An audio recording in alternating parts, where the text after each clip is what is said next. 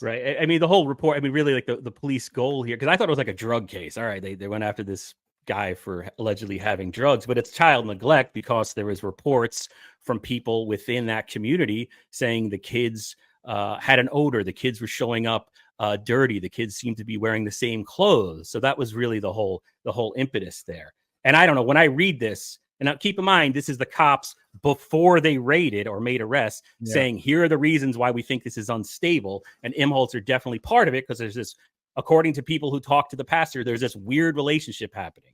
So the other thing that means probably there were detective sergeants like watching, they're out there watching this probably right now. We might have converted them into dabblers. Is this true, Carlos Danger? Was it a no-knock warrant? And also this one. Yeah, that's true. The cops noted. Yeah, that's true. So what they did, they did was they were the cops had arranged to go to the house to execute the warrant to raid the place, and they just so happened to see Nicholas Rekieta driving like in his car. So they pulled him over separately and then drove and executed the warrant.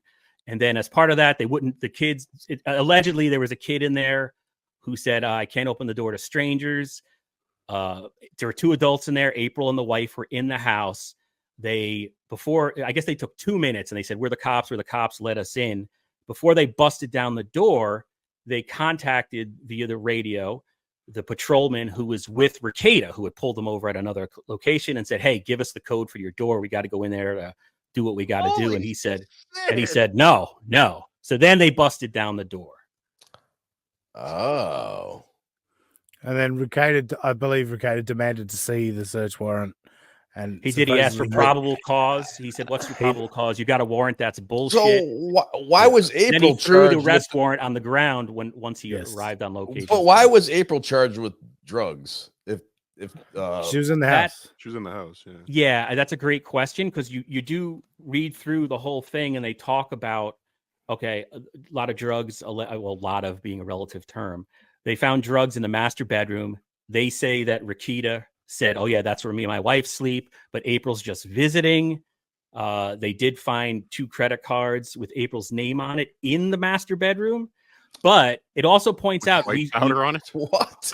Yes. The credit cards tested positive for powder, cocaine. Yeah, and they found all kinds of cocaine, all kinds of, and then bullets lying on the floor. It's insanity! Yeah, it is fucking insanity. But they specifically note in there that they searched April's purse and there was no narcotics found.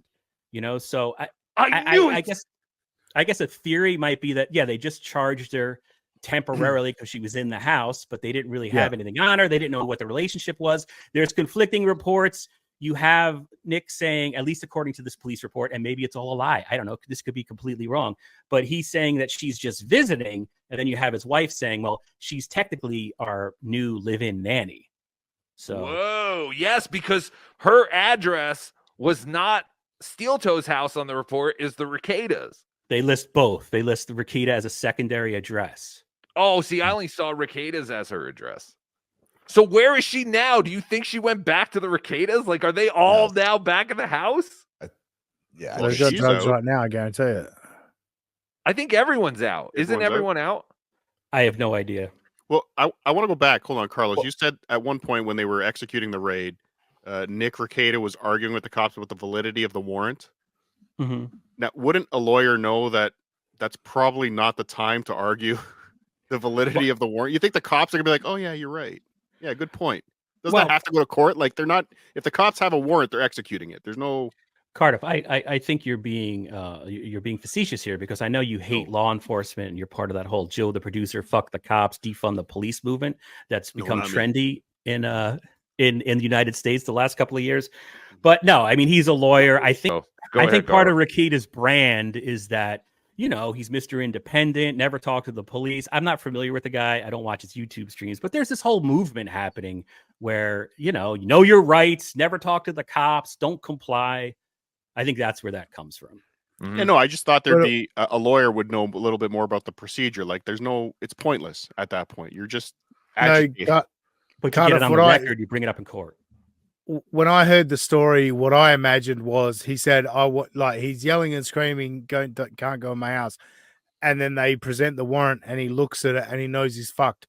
and he throws it on the ground because he knows like it's Mm. perfectly legal and he's fucked. It's good, fellas. You can either make them coffee or spit on your own floor.